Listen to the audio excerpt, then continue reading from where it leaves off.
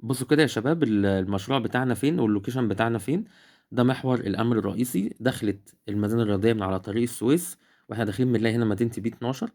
وهنا في كومباوند اسمه سراي، بنكمل عادي جدا، بندخل بنلاقي بنطلع على كوبري وبننزل بنلاقي مدخل طبعا العاصمه، بنخش.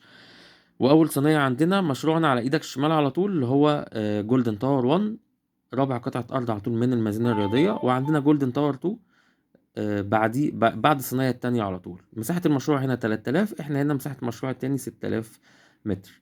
احنا متحوطين ما بين اكبر كتلتين سكنيتين، الار 3 والار 2. عندنا هنا في الجامعة الأوروبية والجامعة الكندية، كومباوند المقصد، كارفور، في القديس يوسف، صحارى، كادموس. كل دي طبعا مدارس حاليا شغالة وموجودة.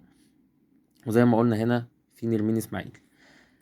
المحور ده ممتد لحد فين؟ ممتد لحد المحور الموازي لمحور محمد بن زايد الشمالي، والبرج الأيقوني، ومنطقة الام يو 7 والمال والأعمال.